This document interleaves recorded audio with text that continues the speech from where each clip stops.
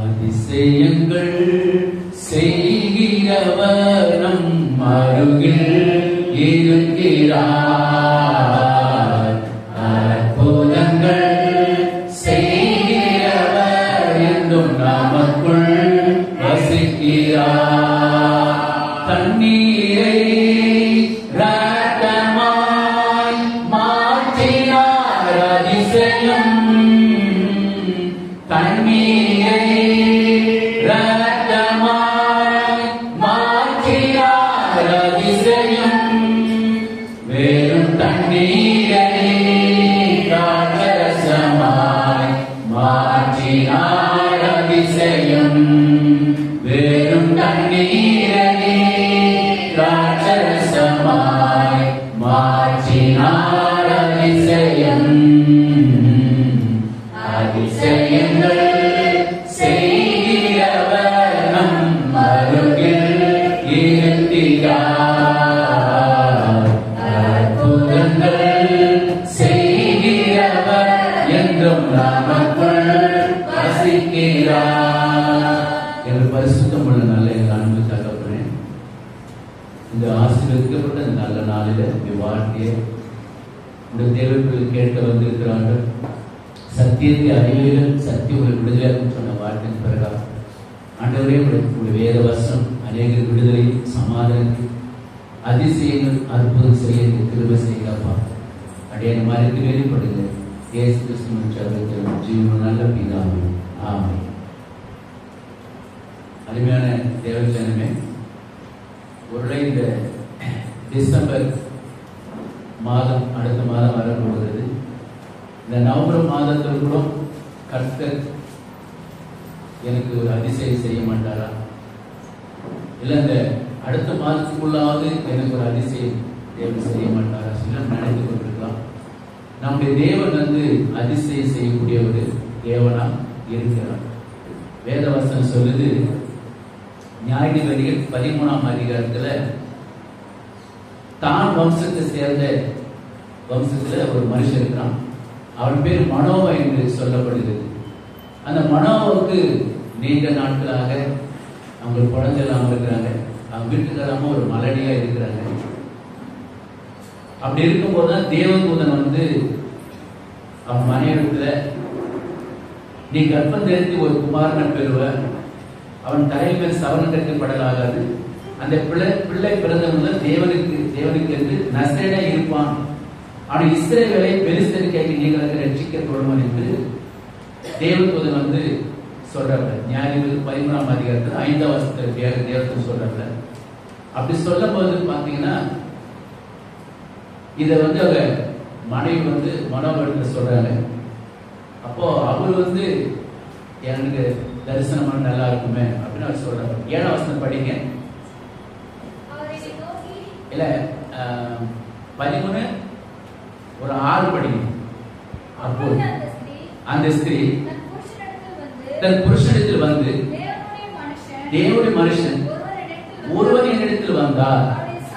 அவருடைய சாயல் தேவன் தூதன் சாயலை போல மகா பயங்கரமா இருந்தது.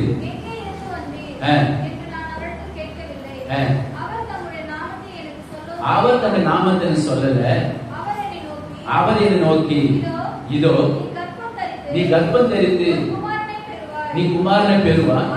ஆதலால் திராட்சரசமும் மதுபானம் குடியாமலும் தீட்டான் ஒன்றும் புசியாமலும் இரு. அந்த பிள்ளை பிறந்த முதல் மரண நாள் மட்டும் சொன்னார் என்றால், அப்போது இப்ப மனம் விண்ணப்பம் பண்றான். ஆண்டவரே, நீர் அனுப்பின தேவனுடைய மனுஷன் மறுபடியும் ஒரு விஷயம் வரும். எங்க மனைவி இடத்துல நீங்க தரிசனம் பண்ணி சொன்னீங்க.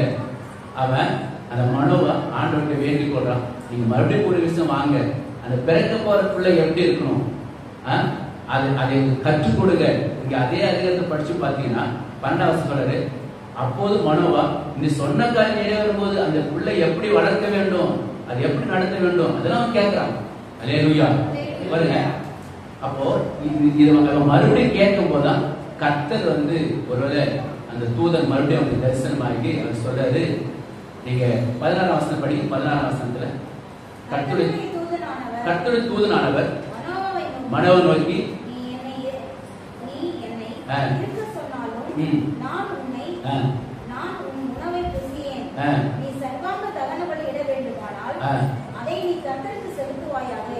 என்றார். அவர் கர்த்தருடைய தூதன் என்று மனோ வந்து கர்த்தருடைய தூதன் என்று அவன் அறியாது இருந்தான். 17ஆம் வசனம் படிங்க. அப்போது மனோவா கர்த்தருடைய தூதன் நோக்கி, நீ சொன்ன காரியம் நிறைவேறும் போது நாங்கள் உண்மை கனம் பண்ணும்படி. இப்போ இந்த காரியம் நடைபெறும் போது, என் மனைவிக்கு குழந்தை பிறக்கும் போது, அப்ப நாங்க வந்து உங்க கனம் பண்ணணும், அதனால உங்களுடைய நாமம் என்னவென்று அவன் கேட்கிறான். 18ஆம் வசனம் படிங்க. அதற்கு கர்த்தருடைய தூதனானவர், என் நாமம் என்ன என்று நீ கேட்க வேண்டியது என்ன? அது அதிசயம் என்றார். அல்லேலூயா. பாருங்க, கர்த்தருடைய தூதன் சொல்றாரு, என் நாமம் வந்து நீ கேட்கிற, அது என்ன தெரியுமா? அது வந்து அதிசயம். அந்த அதிசயம் செய்யக்கூடிய தேவன் இந்த வருஷத்துக்குள்ள உங்களுக்கும் அதிசயம் செய்வார். மனோவுடைய மனைவி மலடியா இருந்தாங்க, கர்த்தர் அவங்களுக்கு ஒரு அதிசயம் செய்தார். ஏசாயா 9:6 சொல்றாங்க, எல்லாரும் தெரிஞ்ச வசனம் தான். ஏசாயா 9:6 என்ன சொல்ற? படிப்பக பார்க்காம சொல்லணும். நமக்கு ஒரு பாலகன் பிறந்தார், நமக்கு ஒரு குமாரன் கொடுக்கப்பட்டார், கர்த்தர் தோளின் மேல இருக்கும், அவர் நாமம் அதிசயமானது. சொல்லுமா? நம்ம ஏற்பட்டது அதிசயமான. அந்த அதிசயமானவர் நமக்கும் அதிசயம் செய்வார். இயேசு கிறிஸ்து பாருங்க, தண்ணீரை திராட்சரசமா என்ன பண்ணாரு? மாத்தினார். ஆனா பிதா வந்து பாத்தீங்கன்னா, யாக்கோபு 4ஆம் அதிகாரத்தில் படிக்கும் போது மோசே சொல்லி இருக்கிறார், நீ இப்போ பார்வோன் முன்பதாக ஒரு 3 அடையாளத்தை செய்ய சொல்லும் போது, ஃபர்ஸ்ட் அடையாளம் நீ கோலம் போடு, அது சர்ப்பமா மாறும். அதுக்கு அவன் சரி வரலாம், உன் கையை வந்து மடியில் போட்டு எடுத்தது வெண்குஷ்டமா இருக்கும், மறுபடியும் போட்டு எடு, மறுகை போல மாறிடும் சொல்ற. கடைசி அவன் சொல்றாரு, அதுக்கு ஒரு அந்த பார்வோன் ராஜா அவன் சரியா உங்களுக்கு கீழ்படி அப்படின்னா, நதியில தண்ணி மூண்டு எடுத்து எல்லாம் ஊத்துங்க, தரையில ஊத்து, அதெல்லாம் மாறும், ரத்தமாக மாறும். அப்ப பிதா பாருங்க, அந்த இடத்துல தண்ணீரை ரத்தமாக மாற்றுகிறார். இயேசு பாருங்க, தண்ணீரை திராட்சரசமா மாற்றினார். அல்லேலூயா. வசனம் சொல்லுது, அவர் மகிமை குறைந்து போகவில்லை. நாம் நினைச்சுக்கிறோம் அவர் மகிமை குறைஞ்சா. நீங்க யோவான் 2ஆம் அதிகாரத்தில் படிக்கும் போது அந்த சீஷர்கள் அவர் மேல வச்சாங்க, விசுவாசம் வைத்தார்கள், ஏன்னா அவர் மகிமை வந்து குறையல அப்படின்னு சொல்லி வேதவசனத்துல நம்ம சொல்லப்படுது. யோவான் 2ஆம் அதிகாரத்துல அவருக்கு அதிசயம், அந்த அற்புதத்தை அவர் செஞ்ச பிறகு வேதவசனம் சொல்லுது, அவருடைய மகிமை என்ன பண்ணலாம், இன்னும் குறையவில்லை. 2:11 படிக்க, இவ்விதமா இயேசு இந்த முதலாம் அற்புதத்தை கலிலேயாவுல கானாவில் செய்து தம்முடைய மகிமையை வெளிப்படுத்தினார். நம்மளா மகிமை வெளிப்படுத்தினார். அவருடைய சீஷர்கள் அவரிடத்தில் விசுவாசம் வைத்தார்கள். அப்ப இயேசு செஞ்ச அந்த முதல் அற்புதம், அவர் செஞ்ச அதிசயம் பாருங்க. பிதா வந்து தண்ணீரை அந்த ரத்தமாக மாற்றுகிறார். இயேசு பாருங்க, தண்ணீரை திராட்சரசமாக மாற்றினார். அந்த அதிசயம் செய்யக்கூடிய தேவன் உங்கள் மத்தியில் இருக்கிறார். யோவான் 1 சொல்றாரு, நீங்கள் அறியாத ஒருவர் உங்க நடுவில் இருக்கிறாருங்க, அவர் அதிசயம் செய்வார். இந்த வருஷம் முடிவுக்குள்ள அந்த அதிசயத்தை அவர் செய்வார். இந்த வசனம் எனக்கு வந்து கிடைச்ச பிறகு நான் போன வாரம் எனக்கு ரொம்ப மன வருத்தமா இருக்கு. இந்த 3 மாதத்துக்கு ஒரு புக்கு வெளியிடுறோம். அது நம்ம அது முன்பதாக வெளியிட்ட அந்த பத்திரிகை, அந்த புக்குடைய பணம் கொடுக்கல. அப்ப 4 நாள் வந்து கடன் அதிகமாகுது அப்படின்னு நான் கொஞ்சம் மன வருத்தத்தோடு இருக்கு. அப்ப முந்தா நாள் எனக்கு ஒரு போன் வருது, ஏஞ்செட்டி வந்து போன் வருது, இது போல இயேசு குணமாக்குற ஊழியமா? ஆமா, நான் தான் இருக்கேன். நான் ஏஞ்செட்டி வந்து நான் பேசுறோம், உங்களுடைய அக்கௌண்ட் நம்பர், உங்க பாஸ்புக் அக்கௌண்ட் நம்பர் நீங்க எனக்கு வந்து சொல்லுங்க, நாங்க உங்களுக்கு வந்து செக் அனுப்புறோம் உங்க அட்ரஸுக்கு. நான் சொன்னா, என்னோட அக்கௌண்ட் புக்கில் 2 வீலர் இருக்குங்க ஐயா சொன்ன பிறகு, சரி திங்கக்கிழமை எனக்கு ஃபோன் பண்ணுங்க, நான் வந்து உங்களுடைய ஊழியத்துக்காக, உங்களுடைய பத்திரிகை ஊழியத்துக்காக நான் செக் அனுப்புறேன் அப்படின்னு ஒரு அலைய சொல்லுவோம். பாருங்க, நான் நினைச்சு கூட பார்க்கல, ஒரு பெரிய அதிசயம் செய்யுது. அல்லேலூயா. ஒரு நானும் பாஸ்டருக்கு வந்து காணிக்கை கொடுத்தா நான் நம்ம கஷ்டம் நான் எனக்கு கொடுக்குற காணிக்கை அதான் தசமா சேர்த்து வச்சு அந்த நான் கொடுக்குறேன். அதிசயம் செய்வார். ரோமர் 4:10 சொல்றாரு, இல்லாதவரை இருக்கிற போதும் அழைக்கிற தேவன். இறைக்கிற கணக்கு தான் நம்ம சொரைக்கும். யாரு வந்து ஆண்டவருக்காக நீங்க கொடுக்கும் போது, ஊழியத்துக்காக கொடுக்கும் போது கர்த்தர் நம்மளை ஆசீர்வதிப்பார். அதான் பெரிய ஒரு அதிசயம். அவர் அப்பா மன வருத்தமா இருங்க, நான் கர்த்தர் பாருங்க நினைச்சு கூட பார்க்கல, ஒரு ஆண்டவர் இது போல ஒரு அதிசயம் செய்வார். ஏன் நமக்கு செய்ய மாட்டேன்? அல்லேலூயா. ஒரு மகளுக்காக 3-4 வருஷம் குழந்தை இல்லாம இருந்தாங்க. அவங்களுக்கு பிரேயர் பண்ண பிறகு ஒரு குழந்தை 2 குழந்தை கொடுத்தாரு. டபுள் அதிசயம். அல்லேலூயா. அந்த அதிசயம் நமக்கு செய்வார். ஒரு உறவினருக்கு குழந்தை இல்லையா, குழந்தை பறித்து கொடுப்பார். இல்ல நீண்ட நாட்கள் வியாதி இருக்கிறா, டாக்டர் கைவிடப்பட்ட நிலை இருக்கிறீங்களா, அந்த வியாதியை சுகப்படுத்த அவரால் முடியும். ஒரு பெரிய அதிசயம் செய்வார். இப்ப ஏசனுக்கு வந்து எலும்பு பகுதியில் அரிச்சு போயிருக்குது, அந்த நரம்பு நசுக்கி போயிருந்தாங்க. ஆனா கர்த்தருக்கு நம்ம ஜெபிக்கும் போது அந்த அதிசயத்தை மாற்றுவார். உலர்ந்த எலும்பு உயிர் பெற செஞ்சார்.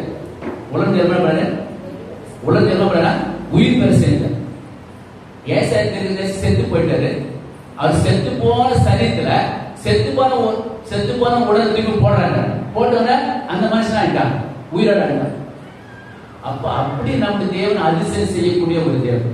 அப்போ வியாதி கூட வரக்கூடாத குணப்படுத்த முடியும். அவரை சுகம் கொடுக்கிற ஒரு தேவன், அதிசயம் செய்யக்கூடிய ஒரு தேவனா இருக்கார். அப்பேற்பட்ட தேவன் நமக்கு அதிசயம் செய்வார். அல்லேலூயா. அவர் ஆலோசனை கர்த்தர், அவர் அதிசயமானவர். எனக்கு இன்னொரு அதிசயம், நம்ம ஏஎஸ்எம்ல இந்த நம்முடைய பிஷப் ஐயா, இவர் எத்தனாவது பிஷப் ஐயா, 9வது பிஷப். அவங்க தலைமையில நம்முடைய பாஸ்டர் விக்டர் ஐயா வந்து ஞானஸ்தானம் கொடுத்தார். ஒரு அலைய சொன்னோமா, இது எல்லாரும் நீண்ட கனவுனா ஏஎஸ்ல முழு ஞானஸ்தானம் கொடுப்பாங்களா? அப்படிதான் கொடுக்க மாட்டாங்க. ஏஎஸ்ல முழு ஞானஸ்தானம் கொடுக்க மாட்டாங்க. அப்ப பாருங்க, தேவன் வந்து அநேக ஊழியக்காரி ஜெபம் வேதத்தின் பிரகாரம் முழு ஞானஸ்தானம் கொடுக்கும். வேதத்துல அப்படிதான் இருக்குது. அப்ப பாருங்க, ஒரு அலைய சொன்னோம்னா நம்முடைய ஏஎஸ் சபையில இத்தனை வருஷமா எந்த பிஷப் செய்யல, எந்த பாஸ்டர் செய்யல, நம்முடைய பாசையா அவர் தான் ஞானஸ்தானம் கொடுத்தாரு. அந்த பிள்ளைங்க வந்து இருக்கிறாங்க. இப்ப நிறைய வந்து ஆதரவு தெரிவிக்கிறாங்க. நீங்க ஏஎஸ் முழு ஞானஸ்தானம் கொடுத்தது அப்படி ஆதரவு தெரிவிக்கிறாங்க. ஏன்னா வேதம் வந்து ஒரு நாளும் பொய்யாகாதுங்க. ஒரு அலைய சொல்றோமா? அல்லேலூயா. அது பெரிய அதிசயம். நீங்க பாருங்க, ட்ரம்ப் வந்து ஒரு பெரிய பிசினஸ் மேன். அவருக்கு வந்து ஒரு அரசியல் அவருக்கு தெரியாது. ட்ரம்ப் அமெரிக்க ஜனாதிபதி. அவரு இறங்கினாலும் ரோட்ல டான்ஸ் ஆடுவார். இல்ல ஆபீஸ் போனா அங்க ஒரு மாதிரி பண்ற சேட்டம் பண்ணுவார், பாட்டு பாடுவார், திடீர்னு இறங்கி டான்ஸ் ஆடுவார். ஏங்க அவர் எப்படி அவர் ஜெயிச்சாரு? அதான் அதிசயம். ஒரு அதிசயம். அவர் ஏற்கனவே ஒரு பீரியட் இருக்கும் போதுதான் இஸ்ரேலுக்கு தலைநகர் என்று சொன்னவர் யாரு தெரியுமா? பகிரமா அறிவிச்சவர் வந்து ட்ரம்ப். அது வேத ரகசியம். இவர் மூலியமா தான் இது நடைபெறும். வேத படிச்சு பாருங்க. அப்ப ட்ரம்ப் பாருங்க, அவர் வந்துதான் இஸ்ரேல் தேசத்துக்கு எருசலேம் தலைநகரம் கொண்டு வந்தார். இப்ப 2வது முறை வந்துக்கிறார். இவர் வரமாட்டோம் எல்லாம் நினைச்சாங்க. கர்த்தர் செஞ்ச அதிசயம். அல்லேலூயா. ஆமா பாருங்க, நாம் நினைக்கிறோம் அவங்கள சரியில்லை, ஒண்ணுமில்லாத நினைக்கிறோம். கர்த்தர் அவங்கள கொண்டு போய், அது ஒரே ஒரு காரணம். ஏன் அவர் வந்து அதிபரை கொண்டு வந்தாரு? அவருக்கு ஒரு கூட்டம் சொல்றாரு, நீங்க நல்ல வேதத்தை படிங்க, ஜெபிங்க சொல்றாரு. அல்லேலூயா. அதான் ஒரு காரணம். கர்த்தரை நம்ம கெட்டியா பிடித்துக் கொள்ளும் போது கர்த்தர் எப்பேற்பட்ட ஆளு உயர்த்த முடியும். அவர் பெரிய அதிசயம் செஞ்சார். அல்லேலூயா. அருமையான தேவஜனமே, நமக்கு அதிசயம் செய்யணும். ஒரு அதிசயம் செய்யக்கூடாது. நம்ம மத்தியில் இருக்கிற அருமையான தேவஜனமே, ஒருவேளை எந்த இடத்துல நம்ம இருந்தாலும் ஆண்டவரை நம்ம கெட்டியாக பிடித்துக் கொள்ள வேண்டும். இயேசு என்ன செஞ்சார்? அதிகாலை இருட்டோடு ஜெபிச்சாரு. அதிகாலை இருட்டோடு ஜெபம் பண்ணி மார்க் 1:35 சொல்றாரு. அதிகாலை இருட்டோடு எழுந்து அவர் ஜெபித்தார். மார்க் 1:38 சொல்றாரு. சாயங்காலத்தில் ஊழியத்துக்கு போனாருக்கு சொல்லப்படுது. நம்ம ஊழியம் செய்யணும் பரவாயில்ல, ஜெபிங்க, தேசத்துல ஜெபிங்க, ஊழியக்காரர் ஜெபிங்க, சபைகளுக்காக ஜெபிங்க. நீங்க பாத்தீங்கன்னா ஜனங்க இந்த மாதத்துல என்ன பண்ண, எல்லாருமே இந்த கேரளாவுக்கு தேடி போறாங்க, திருப்பதிக்கு போறாங்க, எங்க போறாங்க. ஆனா இயேசுவே மெய்யான தேவன் இன்னும் அறியாம இருக்கிறாங்களே, அது நம்முடைய ஜெப குறைபாடு. நாம தான் ஜெபிக்கணும். அல்லேலூயா. நம்ம எப்போதும் ஆயத்தமா இருக்கணும். இது ஒரு வேத பகுதி பாருங்க, மத்திய 25ஆம் அதிகாரத்துல 3:46 சொல்லப்படுகிறது. அங்க யார் எத்தனை பேர் ஆயத்தமா இருந்தாங்க? அதான் நீங்க வேத பக்தி. சரி கவனி, எது சொல்றாருன்னா அந்த மத்திய வேத பகுதியில் கூட ஒரு சம்பவம் இது. 5 பேர் என்ன பண்ணாங்க? 5 பேர் ஆயத்தமா இருந்தாங்க. எத்தனை ஆயத்தமா இருந்தாங்க? 5 பேர் ஆயத்தமா இருந்தாங்க. மீது 5 பேர் என்ன பண்ணாங்க? ஆயத்தமா இல்ல. அப்ப மணமலம் வந்தாரு, ஆயத்தமா இருந்தவரு என்ன பண்ண அவரோட கூட போனாங்க. எப்போதும் ஆயத்தமா இருக்கணும். இயேசு வரப்போகுது, சீக்கிரம் வரப்போகுது. நம்ம ஆயத்தமா இருக்கணும், மணந்துடணும், பரிசுத்தமா வாழணும். வாழ்வதை கர்த்தர் ஆசீர்வாதம். அல்லேலூயா. அப்ப அருமையான தேவஜனமே, அவர் நமக்கு அதிசயம் செய்யக்கூடிய ஒரு தேவன் நம்ம மத்தியில் இருக்கிறார். அது இல்லாம நம்முடைய சபையில ஒரு இங்க 2 பிள்ளைங்க திருவண்ணாமலை வந்திருக்காங்க. அல்லேலூயா. அதனால நீங்க நம்ம ஜெபிக்கும் போது கர்த்தர் ஒரு மாற்றத்தை கொடுப்பார், ஒரு அதிசயத்தை அவர் செய்வார். அந்த தேவன் உங்களுக்கு கூட இருக்கிறார். அருமையான தேவன் தொடர்ந்து என்ன பண்ண முடிவு ஜெபித்துக் கொள்ளுங்க. வருகிற சனிக்கிழமை 23ஆம் தேதி நம்ம ஊருக்கு பக்கத்துல குளப்பாக்கத்துல நடக்குது சுவிசேஷ மீட்டிங் நடக்குது. அந்த மீட்டிங் நீங்க எல்லாருமே வரணும். நான் எதிர்பார்ப்பேன் எல்லாரும் என்ன பண்ணீங்க வர போறீங்க. இந்த மீட்டிங் யார் நடத்துறது? வரைக்கும் யார் சொன்ன நம்ம நடத்துறது? நம்ம தான் நடத்துறது. வரலே சொல்லுமா, இந்த மீட்டிங் நாம தான் நடத்துறோம். நீங்க தான் வரும். இந்த ஜனங்கள் ஜெபிக்கும். அந்த இடத்துல சத்தியம் அறிவிக்கப்படாத இடம். குழப்பாக ஒரு சத்தியம் அறிவிக்கப்படாத ஒரு இடம். அந்த பகுதியில ஒரு மண்டபத்தில் வச்சு மீட்டிங் நடத்தும். பண தேவைக்கு ஜெபித்துக் கொள்ளுது. அநேக கூட்டத்துக்கு வரணும். அநேக நம்ம கூட்டத்துக்கு வரணும். ஆனா நம்ம ஜெபிக்கும் போதுதான் ஒரு எழுப்புதல் கொண்டு வர முடியும். ஒரு அருமையான தேவத்தை தொடர்ந்து நீங்க ஆண்டவர் இந்த வருஷம் முடித்துல ஒரு அற்புதம் அவர் செய்வார். கண்கள் மூலமாக எங்களை பரிசுத்தம் உள்ள நல்ல எங்கள் அன்பு தகப்பனே, ஆண்டவரே இந்த செய்தி கேட்ட ஒவ்வொரு தேவ பிள்ளைகளுக்கும் நீங்க இறக்க செய்கிறாங்க. புலம்பல் 3:22 ஒரு இரக்கத்துக்கு முடிவே இல்லை என்று சொல்லப்படுகிறாங்க. ஆண்டவரே இது ஒரு விஷயம் மனம் இறங்குகிறாங்க. வந்திருக்கிற ஒவ்வொரு தேவர்களையும் இறக்க செய்கிறாங்க. அப்பாடி அதிசயமானவர், இது ஆலோசனை கட்டுறாங்க. மனமாக ஒரு அதிசயம் செய்கிறாங்க. ஆண்டவரே ஸ்தோத்திரராஜா, எங்களுடைய ஜனங்களுக்கு ஒரு அதிசயம் செய்கிறாங்க. ஆண்டவர் குழந்தையில்லாத பிள்ளைகளுக்கு குழந்தை வாழ்க்கை கட்டடுகிறாங்க. திருமணம் நடக்காத பிள்ளைகளுக்கு திருமணத்தை நடத்தி கொடுக்கிறாங்க. யாரெல்லாம் கடன் இருக்கிறாங்களோ அந்த கடன் அடைக்க உதவி செய்கிறாங்க. ஆண்டவரே ஒரு விஷயம் மனம் இறங்கும் ராஜா. சரித்திர வியாதி இருக்கிற ஒவ்வொருவரும் சுகம் அளிக்கிற வல்லமை இறங்கட்டும் ராஜா. அநேக தூங்க விடாமல் அடங்கிட்ட பொல்லாத ஆகிய இயேசு கிறிஸ்துவின் நாமத்தை கட்டளையிட ஒவ்வொரு சரித்திரம் வெளியில போஸ்டார்கள். அப்ப ஒரு சரித்திரம் எல்லா தடைகள் விலகட்டும் ராஜா. அந்த கிரியில் வெளியிட்டு இயேசுவின் நாமத்தினால அன்றைய தொடர்ந்து ஜனங்களை ஆசிரியர்கள சபை போதுகிறையா விக்தரையா அவர்களையும் பாஸ்தமா பிள்ளைகள் ஒவ்வொருக்கும் ஆசீர்வதிக்கிறார்கள். இரத்த கொண்டு மூடி வருகிறது. இயேசு கிறிஸ்து ஜீவன் நல்ல பிதாவே ஆமென்.